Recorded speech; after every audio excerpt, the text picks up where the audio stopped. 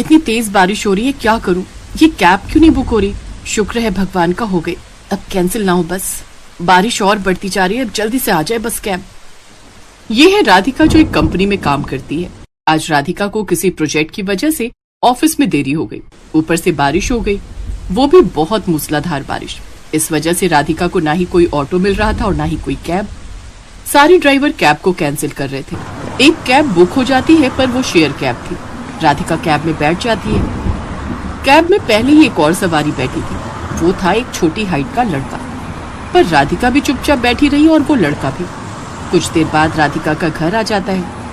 राधिका का घर गली में जाकर था, तेजी से घर की ओर चली गई। अब तक बारिश थोड़ी रुक गई थी।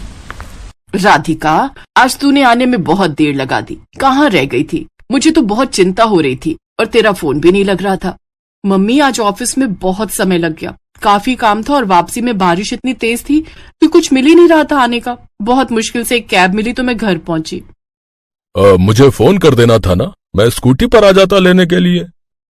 पापा, बारिश बहुत तेज थी, आप भी भीग जाते, इस वजह से मैंने सोचा मैं जैसे तैसे आ जाऊंगी। मम्मी, बहुत तेज भूख लगी है, मैं कपड़े चेंज करके आती हूँ, आप मुझे खाना दे दो प्लीज। अगले दिन राधिका जब ऑफिस के लिए तैयार हो रही थी तो वो बहुत परेशान थी। राधिका, क्या हुआ? परेशान क्यों है? मम्मी, मेरी डॉक्यूमेंट्स की फाइल कहीं नहीं मिल रही, वो फाइल मेरे लिए बहुत जरूरी है, आपने कहीं देखी है क्या?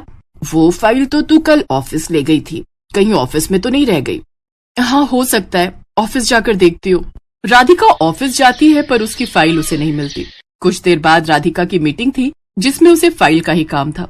अचानक वो लड़का राधिका के ऑफिस आ जाता है जो पिछली रात राधिका के साथ कैब में था। वो राधिका से मिलता है। जी नमस्ते, मेरा नाम रोहित है। कल रात आप मेरे साथ शेयर कैब में बैठे थे, आप अपनी ये फाइल कैब में ही भूल गई थी। मेरे पास आपके घर का तो एड्रेस नहीं था, बट आपका ऑफिस एड्रेस इस फाइल में लिखा हुआ था। ये लीजिए आपकी फाइल। जी, मुझे याद आया, थैंक यू सो मच, आपने मेरी फाइल संभाल कर रखी, वरना मेरा बहुत लॉस हो जाता। तभी ऑफिस का स्टाफ रोहित की छोटी हाइट को देखकर हंसने लगता है। अबे ये तो बौना है, कितनी छोटी हाइट है यार इसकी। हाँ देखा तो, पर ये राधिका से मिलने क्यों आया है? कहीं ये बौना राधिका का बॉयफ्रेंड तो नहीं है? सब बहुत हंस रहे थे। राधिका और रोहित सबकी बातें सुन रहे थे। रोहित चुपचाप वहाँ से चला जाता है। कुछ दिनों बाद राधिका को पता चलता है कि उसके लिए एक बहुत अच्छे घर का रिश्ता आया है। बहन जी, लड़का बहुत अच्छा है, बहुत मेहनती है, आपकी बेटी उस घर में खुश रहेगी। मैं तो कहती हूँ रिश्ते के लिए हाँ कह दो। शांति जी, लड़के की हाइट बहुत छोटी है, हमारी राधिका के मुकाबले तो लड़का हाइट में छोटा रहेगा। नहीं नहीं, सब कितनी बातें बनाएंगे, अगर हमने ये रिश्ता कर दिया तो। ये रहने दो, आप कोई और रिश्ता बताओ। ठीक है, फिर मैं कोई और रिश्ता बताती हूँ। आंटी जी, आपने लड़के का नाम क्या बताया था? रोहित नाम है लड़के का, ये फोटो है, एक बार तुम भी देख लो। राधिका देखती है ये लड़का वही रोहित है जो उसे कैब में मिला था और फाइल भी देने ऑफिस आया था। राधिका अपने मम्मी पापा से इस बारे में बात करती है और उन्हें समझाती है कि लड़का बहुत अच्छा है, इसलिए वो उससे शादी करना चाहती है। राधिका के बार बार कहने पर उसके मम्मी पापा शादी के लिए मान जाते हैं। जब रोहित और राधिका एक दूसरे से मिलते हैं तो रोहित हैरान रह जाता है कि वो लड़की राधिका है जिसने उससे शादी के लिए हाँ बोला है। तुम तो जानती हो कि मेरी हाइट बहुत कम है, मैं बहुत छोटा हूँ, फिर भी तुमने मेरे से शादी के लिए हाँ कह दी। वो तो मम्मी पता नहीं मेरा रिश्ता भेजती रहती हैं, जबकि मैं जानता हूँ मेरी छोटी हाइट की वजह से कोई भी लड़की आसानी से शादी के लिए हाँ नहीं कहेगी। राधिका, तुम्हें तो मुझसे लाख गुना अच्छे लड़के मिल जाएंगे, अभी भी समय है, तुम मना कर दो। रोहित, मैंने आपका नेचर देखकर इस शादी के लिए हाँ की है। मैं आपको पसंद करती हूँ, पर मुझे ये नहीं पता कि आप मुझे पसंद करते हो या नहीं। ऐसी बात नहीं है राधिका, तुम्हारे जैसी लड़की का लाइफ पार्टनर बनना बहुत किस्मत की बात है। तो बस बात यहीं खत्म हो गई। मुझे आपसे ही शादी करनी है, मैंने सोच लिया है। और फिर राधिका और रोहित की शादी हो जाती है। शादी के फंक्शन में सब राधिका और रोहित की जोड़ी को देखकर बहुत बातें बना रहे थे, पर राधिका को इस बात से कोई मतलब नहीं था। सुलोचना बहन जी, आपको अपनी राधिका के लिए इतना छोटा लड़का ही मिला था? राधिका तो देखने में सुंदर, लंबी, चौड़ी थी, इसके जैसे हाइट वाला लड़का ढूंढना था, ये क्या बौना सा ढूंढा है? अरे सुलोचना, वहाँ राधिका की सास तुम्हें बुला रही है, जयमाला का समय हो रहा है। जी मैं अभी आई, आप लोग कुछ लीजिए। राधिका के ऑफिस के भी फ्रेंड्स जब शादी में आए तो वो भी राधिका की चॉइस को देखकर बातें बनाने लगे। राधिका, ये तो वही है ना रोहित जो उस दिन तुम्हारी फाइल लेकर आया था? तुमने भी क्या लड़का पसंद कर लिया, इतना छोटा, कम से कम अपने बराबर की हाइट का तो चुनती।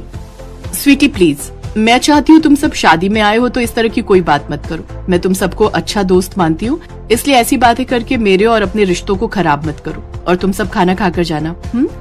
राधिका ने सबको चुप कर दिया। राधिका की शादी हो गई। उसने सबकी बातों को अनसुना कर दिया और शादी के बाद वो नई नवेली बहू बनकर रोहित के साथ गृह प्रवेश करती है। तुम्हारे आने से इस घर में कितनी रौनक आ गई है बहू। रोहित तुम्हारी बहुत तारीफ करता था। पता है उस दिन जब पहली बार तुम कैब में मिली थी तो उस दिन ये बारिश में बहुत भीग गया था। रात को ये सोया तो इसे तेज बुखार हो गया। डॉक्टर बोल रहे थे कि रेस्ट करना है, पर इसने कहा नहीं, ये फाइल जिनकी है उन्हें देना बहुत जरूरी है। तब से तुम्हें बहुत पसंद करता है रोहित, इसीलिए फिर मैंने इसे बिना बताए शांति बहन को तुम्हारे घर रिश्ते के लिए भेजा था। रोहित, आपको उस दिन बुखार था और आप मुझे तभी से पसंद करते हो। ये सब सुनकर मेरे मन में आपके लिए रिस्पेक्ट और बढ़ गई है। राधिका की आंखों में खुशी के आंसू आ जाते हैं, क्योंकि सचमुच रोहित बहुत अच्छे स्वभाव का था। कुछ दिनों की छुट्टियों के बाद राधिका एक बार फिर से ऑफिस ज्वाइन करती है। इधर रोहित ने भी अपने काम पर जाना शुरू कर दिया था। कुछ दिनों बाद राधिका के बॉस के बेटे का जन्मदिन था, इसलिए राधिका का बॉस सबको जन्मदिन की पार्टी में बुलाता है। अरे रोहित, आप अभी तक तैयार नहीं हुए? आपको मैंने बताया था ना मेरे बॉस मिस्टर शर्मा के बेटे का जन्मदिन है। राधिका, मन नहीं है जाने का। पता नहीं सब अजीब सी बातें करते हैं। ऐसे क्यों बोल रहे हो? चलो ना, कुछ नहीं होगा। जब मैं आपके साथ हूँ तो आप टेंशन क्यों ले रहे हो? कोई कुछ नहीं कहेगा, और अगर किसी ने कुछ कहा तो मैं हूं ना सबको संभालने के लिए। चलो अब आप जल्दी से तैयार हो जाओ। अब आप ये मत कहना कि मैं अकेले चली जाऊं। मैं अकेली नहीं जाने वाली। रोहित बेटा, जब बहू कह रही है तो तुम्हें जाना चाहिए, और वैसे भी तुम दोनों की नई नई शादी हुई है। बहू अकेले जाएगी तो उसे खुद को अच्छा नहीं लगेगा। जाओ, जाकर तैयार हो जाओ। सबके कहने पर रोहित तैयार हो जाता है। राधिका रोहित के साथ बर्थडे पार्टी में पहुंचती है। वहाँ बॉस की बीवी रोहित का मजाक बनाने लगती है।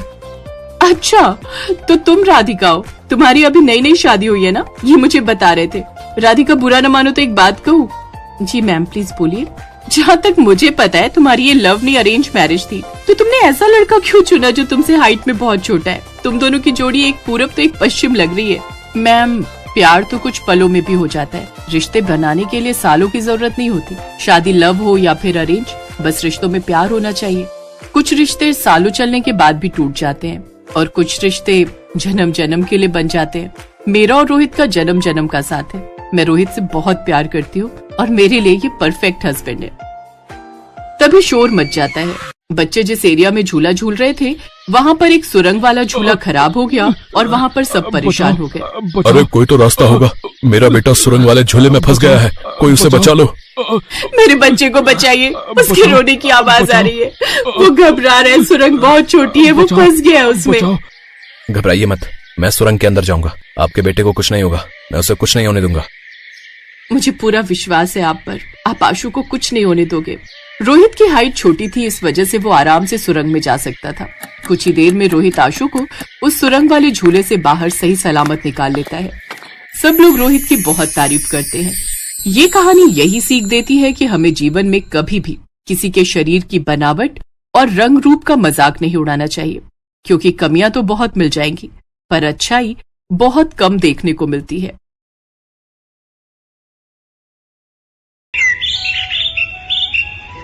हम भी देखते हैं या हमारे साथ कैसे नहीं जाएगा।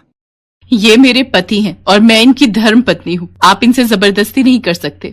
आज रजनी अपने जिस पति के लिए दुनिया से लड़ रही थी वो एक किन्नर है। सागर के जन्म से पहले सावित्री रामपुर में अपने पति रमेश और सास के साथ रहती थी। अरे सावित्री, क्या कर रही है? पता है ना दाई माँ बोल कर गई थी, इस हालत में तू आराम किया कर। यही बात तो इसे मैं बोलती रहती हूँ, पर ये सुनती ही कहाँ है। मोरी मैया, अम्मा जी, बहुत तेज दर्द उठ रहा है। लगता है बहू के बच्चे का दर्द छिड़ गया है। रमेश, जल्दी से दाई माँ को बुला कर ले आ। अम्मा, तुम सावित्री को संभालो, मैं अभी लेकर आता हूँ। रमेश दाई माँ को लेकर आता है। वो और उसकी माँ दोनों बाहर इंतजार कर रहे थे। तभी दाई माँ बाहर आती हैं। उनका मुंह उतरा हुआ था। क्या बात है सुशीला, तेरा मुंह क्यों लटका हुआ है? बहू और बच्चा ठीक तो है? अब मैं क्या ही बोलूं अम्मा जी, तुम्हारे पिछले जन्मों का कर्म कह लो या इस जन्म की कोई भूल कह लो, तुम्हारी बहू ने एक किन्नर को जन्म दिया है। क्या? ये तू क्या कह रही है सुशीला? सावित्री बहू ने किन्नर को जन्म दिया है? सत्यानाश हो, जन्म भी दिया तो एक किन्नर को। अब क्या होगा अम्मा, हम तो पूरे गांव में मुंह दिखाने के लायक नहीं रहेंगे। मैं एक किन्नर का बाप कहलाऊंगा, ये हरगिज नहीं हो सकता। मैं अभी जाकर उस बच्चे की गर्दन दबा दूंगा। दाई माँ वहाँ से चली जाती है। रमेश गुस्से में सावित्री के पास जाता है और उस बच्चे का गला दबाने लगता है। नहीं नहीं, ऐसा मत करो। ये जैसा भी है, जो भी है, बदनसीब मेरी औलाद है। मेरी कोख से मैंने इसे जन्म दिया है। इसे मत मारो, छोड़ दो मेरे बच्चे को। रमेश, पड़ी रहने दे नास पीटी को इस नास पीटे के साथ। तू मेरे साथ आ। रमेश माँ के साथ बाहर जाता है। सावित्री उन दोनों की बातें सुन लेती है। देख रमेश, इस बच्चे को अभी हाथ लगाया तो पूरे गांव में शोर मच जाएगा। रात के अंधेरे में जब सावित्री सो रही होगी तब इस किन्नर को बहती नदी में फेंक देंगे। मैं अपने बेटे को कुछ नहीं होने दूंगी। मैं चली जाऊंगी यहाँ से। सावित्री अपने बेटे को लेकर वहाँ से भाग निकली और मंगलपुर गांव में आकर रहने लगी। सावित्री ने मजदूरी करके अपने बेटे सागर को पाल पोस कर बड़ा किया और उसकी कमजोरी दुनिया से छुपा कर रखी। सागर पढ़ लिख कर उसी गांव के एक स्कूल में पढ़ाने लगा। सागर गरीब बच्चों को मुफ्त में शिक्षा देता था। उन्हीं बच्चों में से एक बच्चा रजत भी था, जिसकी बड़ी बहन रजनी सागर को पसंद करती थी, पर सागर नहीं चाहता था कि रजनी उसके करीब आए। सागर, तुम मुझसे दूर क्यों रहते हो? यही कारण है ना कि मैं पढ़ी लिखी शहरी लड़कियों की तरह सुंदर नहीं दिखती। पर तुमने कभी मेरा दिल निकाल कर देखा होता तो इस पर तुम्हारा ही नाम लिखा है। रजनी, बस है कोई वजह जो मैं तुम्हें नहीं बता सकता। इस कारण तुम मुझसे कोई उम्मीद मत रखो। रजनी को बहुत दुख पहुंचता है। कुछ समय बाद रजनी की शादी विनोद नाम के लड़के से तय हो जाती, पर शादी के दिन विनोद का पिता दहेज की मांग लेकर अड़ जाता है। सेठ जी, मुझे कुछ दिन की मोहलत तो दो। जैसे ही फसल बिकेगी मैं बाकी के रुपए भी आपको दे जाऊंगा। तो ठीक है, हम बारात वापस ले जाते हैं। ऐसा ना कहो जय किशन बाबू, बिन माँ के मेरे बच्चों ने पहले ही बहुत दुख झेले हैं। मेरी बच्ची से कोई शादी नहीं करेगा। भगवान के लिए ये शादी होने दो मालिक, मैं आपके पैर पड़ता हूँ।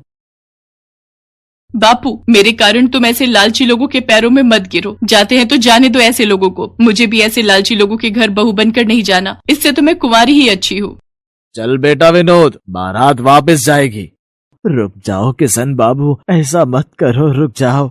रजनी की बारात वापस लौट जाती है। ये सदमा रजनी बर्दाश्त नहीं कर पाती और वो आत्महत्या करने के लिए कुएं में कूद जाती है। अचानक सागर उसे देख लेता है और वो भी उसके पीछे कुएं में कूद जाता है और किसी तरह रजनी को कुएं से बाहर लाता है।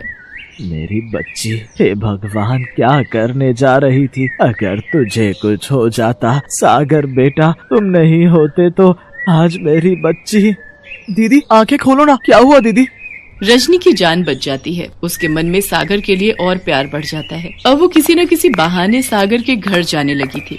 रजनी बिटिया, कैसी हो? मैं ठीक हूँ माँ जी। सागर कहीं दिखाई नहीं दे रहे। वो मैंने सूजी का हलवा बनाया था, सागर को बहुत पसंद है। मुझे पता था इसलिए ले आई। अच्छा, सिर्फ सागर के लिए ही लाई हो, मेरे लिए नहीं?